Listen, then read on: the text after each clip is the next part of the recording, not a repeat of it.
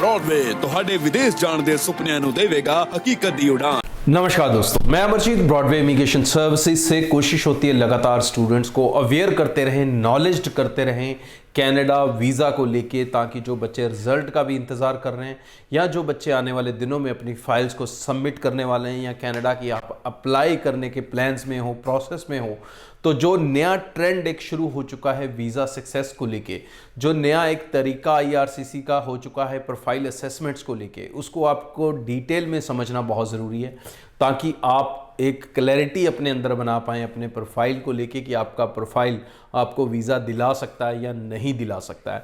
उस क्लैरिटी के ऊपर आज की बातचीत रहेगी कि IRCC का जो रवैया 5.5 इन 1 मॉड्यूल को लेके है वो कैसा है, और जिनका 1 मॉड्यूल 5.5 है उनके लिए फ्यूचर प्रोस्पेक्टिव क्या रहेंगे, उन्हें कनाडा अप्लाई करना चाहिए, नहीं करना चाहिए, करना चाहिए तो कैसे करना चाहिए, इन सब चीज़ों पे। तो सबसे पहले मैं चाहूँगा कि आप इस चैनल को ज़रूर सब्सक्राइब करें। आपका एक एक सब्सक्रिप्शन हमारे लिए एक मोटिवेशन का रोल प्ले करता है, जिसके कारण हम और कंटेंट बना पाते हैं। और इसके साथ साथ अगर आपके मन में फिर भी कोई क्वेश्चन या सवाल हो एप्लीकेशन को लेके, अपने प्रोफाइल्स को लेके, आप मेरे साथ इंस्टाग्राम पे शेयर कर सकते हैं या आप हमारी टीम्स को भी मिल सकते हैं।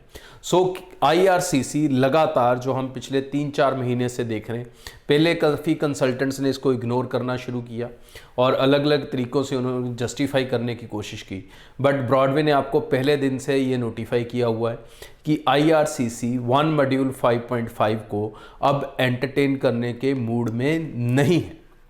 लेकिन जब मैं ये कहता हूँ तो उसकी तरफ कुछ बच्चे ऐसे भी होते हैं जो कहते हैं कि हमारा 1 में 5.5 के साथ वीज़ा आया है, तो डेफिनेटली कुछ प्रोफाइल्स पे कुछ वीज़ा 5.5 पे आ रहे हैं। ये उसी तरह आ रहे हैं जैसे 7 बैंड वाला भी कुछ केसेस में रिफ्यूज़ हो रहा है। तो कनाडा की असेसमेंट को आप सब जानते हैं कि उसमें 19-21 हमेशा होता रहता है। कभी कभी ऐसे प्रोफाइल्स पे जिन पे 100% वीज़ा आना चाहिए उन पे हम वीज़ा रिफ्यूज़ल भी देखते हैं, और जिन पे वीज़ा रिफ्यूज़ल आनी चाहिए उन पे वीज़ा भी देखते हैं। बट ये जो परसेंटेज है ये बहुत लो होती है, मतलब बहुत कम लोगों के साथ ऐसा होता है। ऐसा कोई नॉर्मल ट्रेंड नहीं है कि बहुत ज़्यादा बच्चों के साथ ऐसे होता है। ये बहुत कम गिनती होती है, हार्डली 5% मैं कहूँगा कि ऐसे प्रोफाइल्स होते हैं जो गलत डिसीजंस को देखते हैं या जिनके पास जो गुड डिसीजंस है उनके प्रोफाइल के बिल्कुल ऑपोजिट आते हैं। बट प्रेजेंटली IRCC 1 में 5.5 के साथ बिल्कुल भी एंटरटेनिंग मोड में नहीं है। अगर आप अपने प्रोफाइल को, अपनी फाइल को लगा रहे हैं और एक लॉटरी की तरह कोशिश करना चाहते हैं तो आप कर सकते हो। लॉटरी किसी की भी लग सकती है, तो आप उस गिनती में आ सकते हो कई बार। बट अगर आप एक प्रोफेशनल नज़र से देख रहे हो, आप एक सीरियस, क्योंकि आपके घर वालों का इतना पैसा इन्वेस्ट होना है, 15-16 लाख रुपया लगना है, उसके ऊपर 6 से 7 महीने का एक प्रोसेस टाइम है, उसके ऊपर एक वेटिंग 3-4 महीने की वीज़ा की वेटिंग है, जो एक टॉर्चर से कम नहीं होती है बच्चों के लिए, क्योंकि रश ही इतना ज़्यादा चल रहा है कनाडा एम्बेसी में।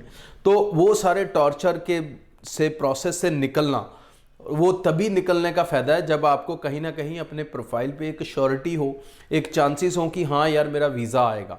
So it is very important कि आप जो अपने प्रोफाइल से सबमिट करें वो प्रेजेंट पॉलिसीज़ को समझें कनाडा की को। उसमें आपके कोर्सेज का रेलेवेंट होना पहले दिन से ज़रूरी था, अब उसका प्रोग्रेसिव होना भी बहुत ज़रूरी है।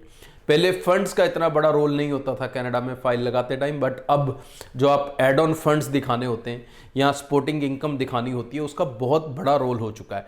इसी तरह से 1 में 5.5 जहां पर बहुत सारे केसेस में पहले इग्नोर होता था और बच्चे वीज़ास लेते थे, आज की डेट में वही 6 ईच होना एक मैंडेटरी सॉर्ट ऑफ रूल हो चुका है।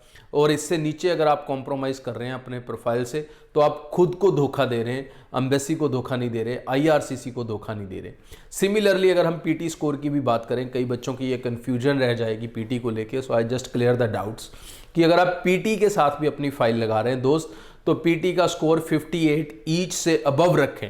हायर एंड स्कोर होना चाहिए, 56, 57, 51, 52 को भूल जाओ, ये सारी गिनती अब नहीं चलेगी। और उसमें भी आप उतना ज़्यादा रिजल्ट का सक्सेस रेट एक्सपेक्ट नहीं कर सकते जितना आप अपने केस के SDS होने पे सक्सेस एक्सपेक्ट कर सकते हैं।